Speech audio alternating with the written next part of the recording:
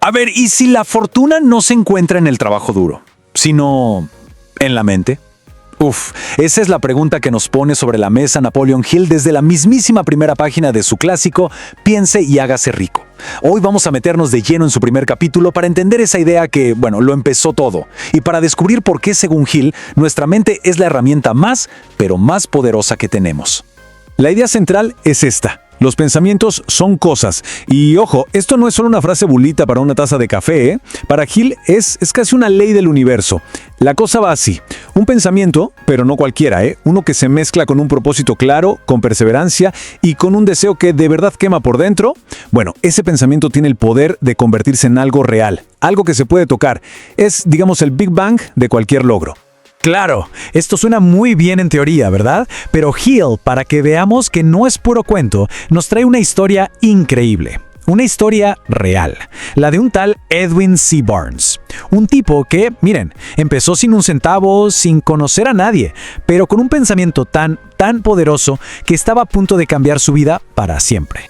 Y aquí es donde la cosa se pone interesante. Fíjense en el contraste, es brutal. Por un lado, la realidad más cruda. Barnes no conocía a Edison, no tenía ni para el pasaje del tren, parecía de hecho un vagabundo.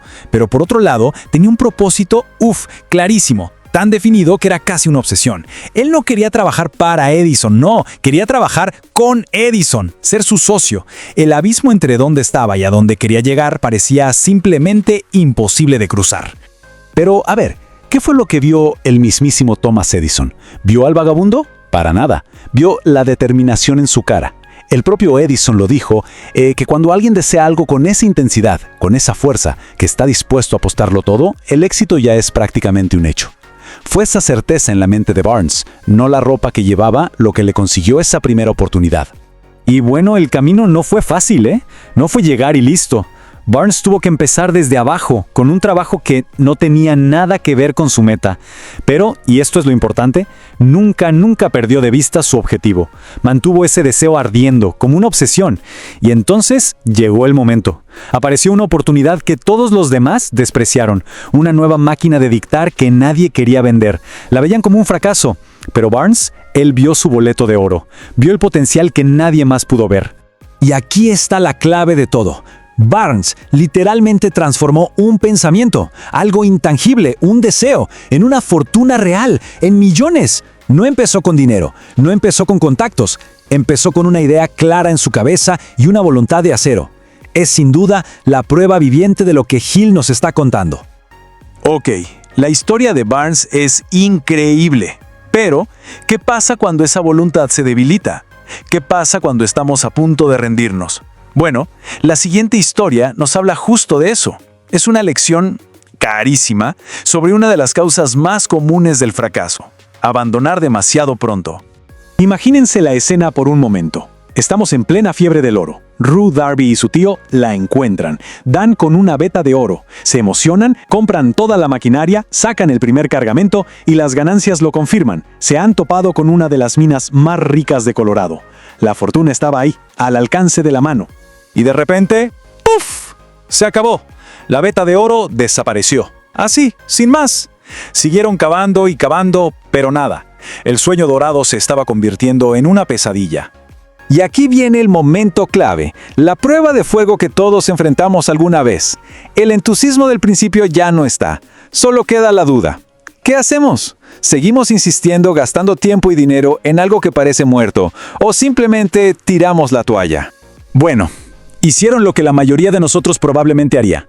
Tomaron la decisión lógica. Se rindieron. Vendieron toda la maquinaria a un chatarrero por unos cuantos dólares y se volvieron a casa, con el sabor amargo del fracaso.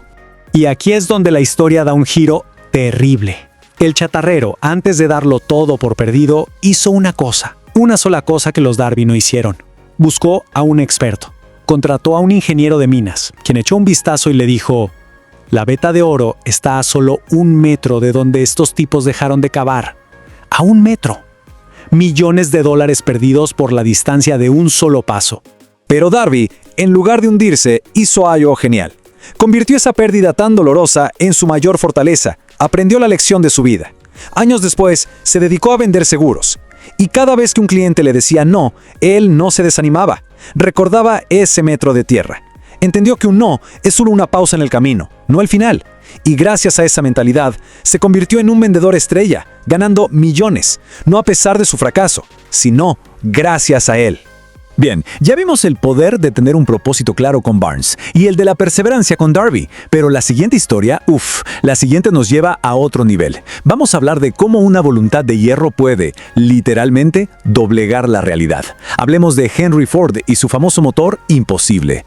Ford se metió una idea en la cabeza, una idea que iba a cambiarlo todo. Quería construir un motor V8, sí, pero con los 8 cilindros fundidos en un solo bloque de metal. Suena simple, ¿verdad? Pues para la tecnología de esa época era una locura, era algo radical. Así que, lógicamente, fue con sus ingenieros, con la gente que de verdad sabía de motores, y que le dijeron. La respuesta fue unánime, un no rotundo. Señor Ford, eso es imposible. Y no lo decían por capricho, simplemente con todo lo que se sabía en ese momento, no se podía hacer. Y la respuesta de Ford, aquí está la genialidad. No se puso a discutir, no intentó convencerlos, simplemente les dijo, háganlo de todas formas. Así de simple. Su deseo no dependía de lo que otros creyeran posible. Su pensamiento era la nueva realidad. Y el mundo tenía que ponerse al día. Y para que vean que no fue suerte, pasaron 6 meses y nada. Pasó un año entero. Sus ingenieros, que eran los mejores, probaron de todo y fracasaron una y otra vez. Pero Ford seguía ahí, firme, sigan trabajando. Y de repente, después de tanta insistencia, ¡pum!, la solución apareció. Como por arte de magia, dirían algunos. Pero no fue magia, fue el resultado de una determinación que simplemente se negó a aceptar un no por respuesta. Y todo se resume en una sola frase de Ford. Él no decía, espero tener el motor. No, él decía, quiero ese motor y lo voy a tener. No era un deseo, era una declaración, una certeza absoluta de que su pensamiento se iba a hacer realidad. Y fue ese poder, esa certeza, lo que movió literalmente montañas de metal y cambió la industria para siempre. Entonces, a ver, paremos un segundo. ¿Qué tienen en común estas 3 historias?